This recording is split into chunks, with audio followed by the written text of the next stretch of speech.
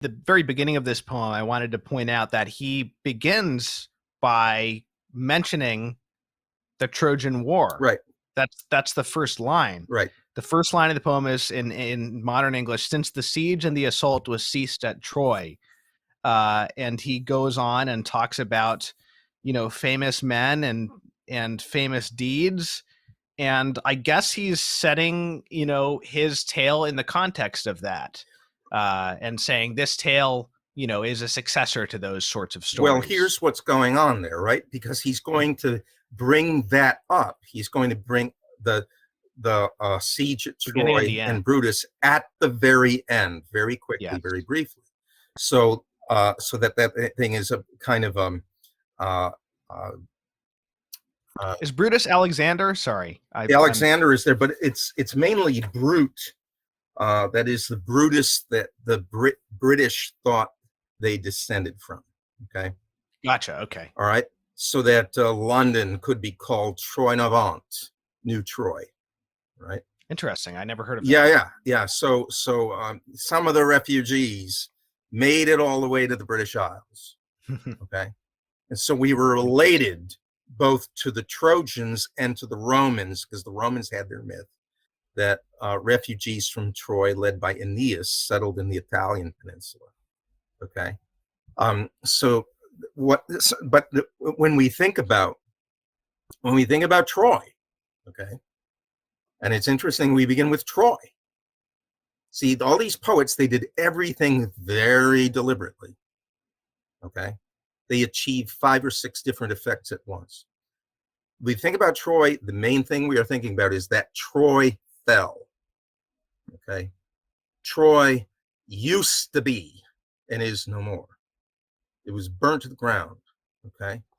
Dante uses Troy as his prime example, his prime civic example of pride, and pride punished by being devastated, obliterated.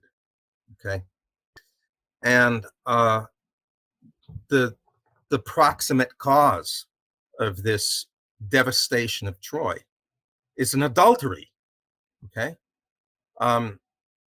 It's more than that. So more things are involved, but at least this is involved, and it's very important. An adultery, that is, Helen, married to Menelaus of Sparta, falls in love with this young prince from Troy, Paris, who has taken a bribe by Aphrodite to give the golden apple with the label "to the most beautiful," to the fairest, to her in exchange for the most beautiful woman in the world. And she did not tell him when he took the bribe. The other 2 goddesses tried to bribe him with other things, with wisdom and power, but he said, "I'll take the most beautiful woman in the world, thank you." She didn't tell him that the most beautiful woman was already married, but he finds out no matter to him. He goes and sails there. He's a guest at Menelaus's own house, and he runs off with his host's wife and treasures. Right. Now, the poet doesn't need to tell us that this fellowship of the Round Table is going to be destroyed. We know that already. All right. We know all the Arthur stories already. We're soaked in them. Everybody in Europe. I didn't know that. Right? Actually. We all know that. That's what everybody knows. And we know why. We know what's going to be the main driver of this destruction. It's going to be the adulterous affair between Guinevere, okay, Arthur's wife, and his best friend, his noblest and most courageous knight, Lancelot. Okay? Right. Both Lancelot and Guinevere will die holy deaths. They will repent, but it will destroy this fellowship. So the poem begins with the fellowship perfectly intact and everybody happy. And Arthur is young still, and perhaps the adultery hasn't happened yet. Okay. Right. But we know it's going to happen. All right. And it's ominous.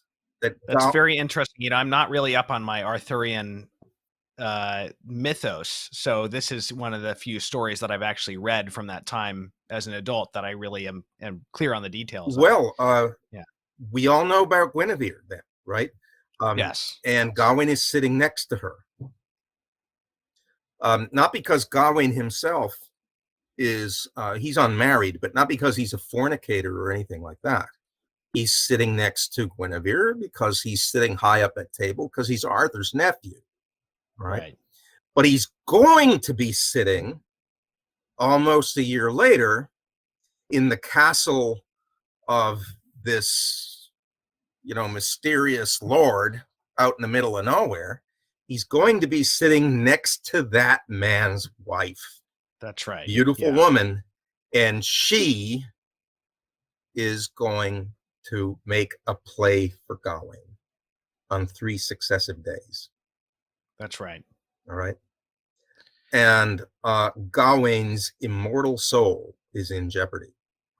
And he knows Yeah. it too. But his Yeah. code of chivalric honor prevents him from saying curt and nasty things to a woman.